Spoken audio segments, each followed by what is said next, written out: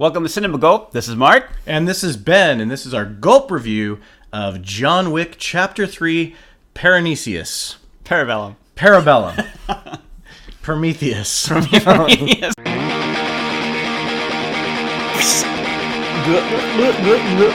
So, John Wick Chapter 3. This is the third parter in the John Wick saga action franchise. Picked up right from number 2, right from the second film. And soon enough, we got to see what's going to happen to John. He's got his 1 hour, and as soon as that hour's up, all hell breaks loose. They really handled it well. Yeah. They kept a lot of the continuity was really well done. He's still wearing the same suit, and when he takes off the jacket, you still see where he was like shot. Yeah, where he was stabbed, shot. Yeah, he from was the still last beat one. up. I loved this movie. I was having a blast. It's one of the best times I've had at the theater in 2019.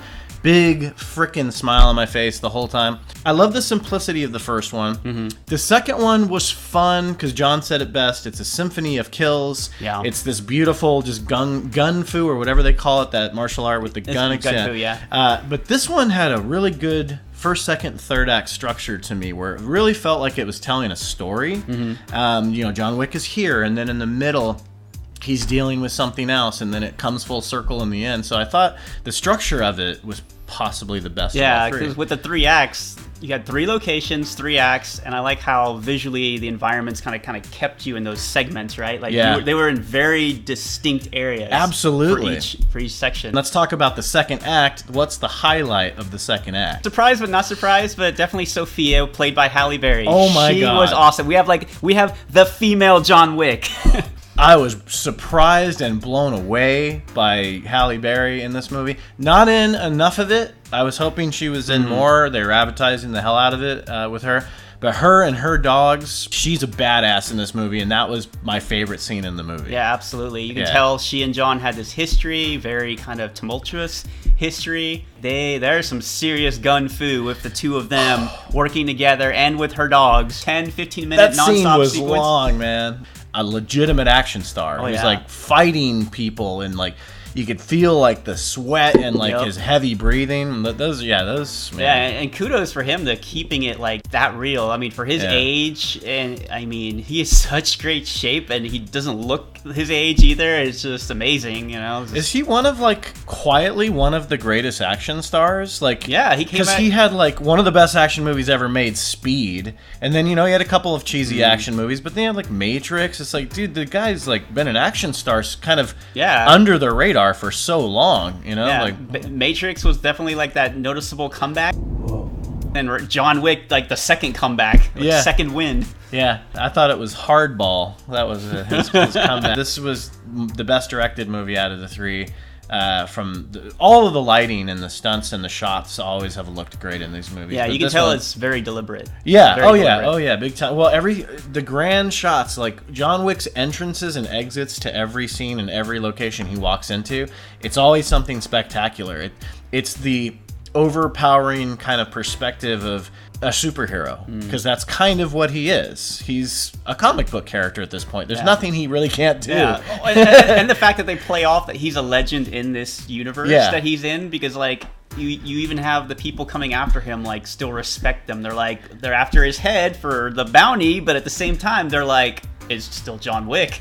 And that's another thing about this one. It had a little bit more levity than the other two. The other two were played very, very, very straight. This one had a goofy comedy thing happening in sort of like the plot lines. Did you ever think any of them felt out of place? I mean, I genuinely laughed. So no, I didn't think so at all. As a matter of fact, I was almost wanting more of it. Because he still plays it really straight. But then, the great Mark Dukakis is in this movie, who I did not even know was in it, who's a badass martial artist. Let the battle begin! Let the battle begin! Let the battle begin! Let the battle begin! Who is a great adversary, but has this kind of quirky personality to him that really like brought out a different part of John Wick stuff. Yeah, because it kind of you kind of saw the fanboy come out like a little bit later. Because he kind of plays it, because you didn't sense it at first in his introduction. His character was interesting because he peeled back like 3 different layers from where you first see him to later on. Yeah, the And you know the High Inquisitor or whatever the hell her name was, the ancient one, the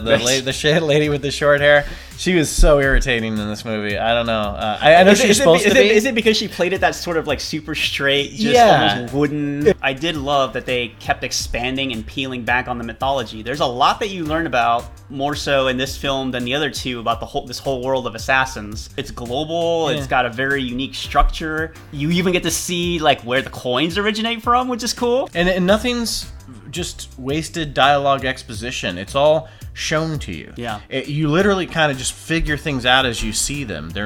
This world building's good. It's fun. And what I really appreciate about this movie, Mark, is that they tell you where they're going when they globetrot, so they don't feel the need to give us the location graphic, and I love that because that's right. They did not do that that once. Not once. Because if you're watching the movie, you know where they're going. I hate movies where they're like, "We're going to Tokyo," and then Tokyo. It's like, yes, we get it. I think a fourth can always work if it's always in the plan. Yeah. When fourths don't work is when they're removed, when they're 10 years later, or like someone's like, hey, let's get the band back together and do a fourth one 8 years later.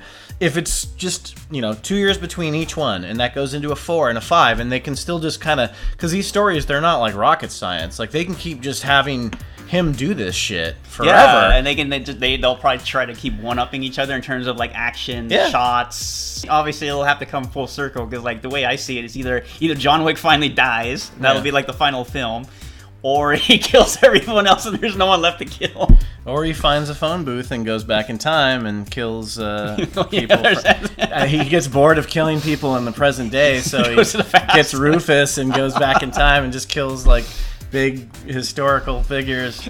No way! No way! No way! I am John Wilkes Booth. Quality filmmaking wise, it's really well made. Like there's nothing like when people go, oh, it's a John Wick movie. It's fun, but it's not like high art. I disagree. I think there's beautiful shots in it. There's beautiful cinematography. There's beautiful cuts in it. There's great sound design. Colors. I mean, the characters I remember reading somewhere were based on like a Roman, like Greco mythology. I mean, there is genuine thought behind this. Oh yeah, every room that you're in is something significant.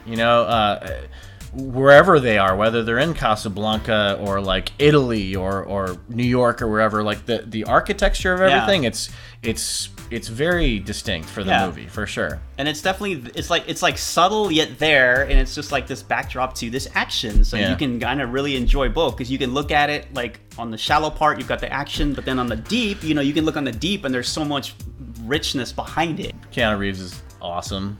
Oh yeah, because I remember I used to not think anything too much of him, but now he's definitely one of my favorite, modern current actors. I don't need him to be in Bram Stoker's Dracula, and I don't need him to play Forrest Gump in the remake. I am an FBI agent. Just keep putting him in action movies where he has like 2 lines of dialogue every 30 minutes, but he's got the charisma through the stunts and through the facial expressions, and I'm gold, man. Like he knows what he's doing. Although I do like that throwback line. That they had. God, yeah, it's in. They put it in the previews. Oh, did they? Oh, okay. Yeah. Guns.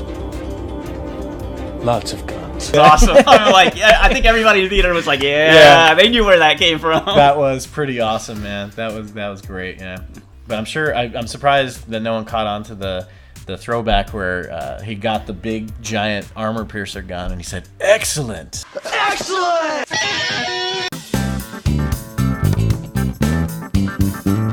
So John Wick 3 had a great time. If they make more, as long as they keep the bar high, I will be there to see them. You get more of the same, but to me, that's a good thing. That's why I love going to this specific movie. It's like I know what to expect. At the same time, they still surprise me. So for me, it's a solid 9.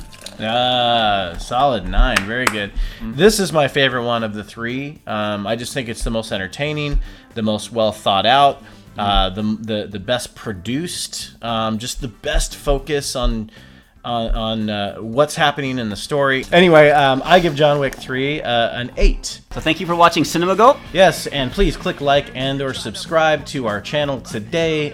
Please leave comments in the comment section below and hit the notification bell as well. You can find us on Facebook, Twitter, and Instagram. Until next time, I'm Ben. And this is Mark. We drink your cinema.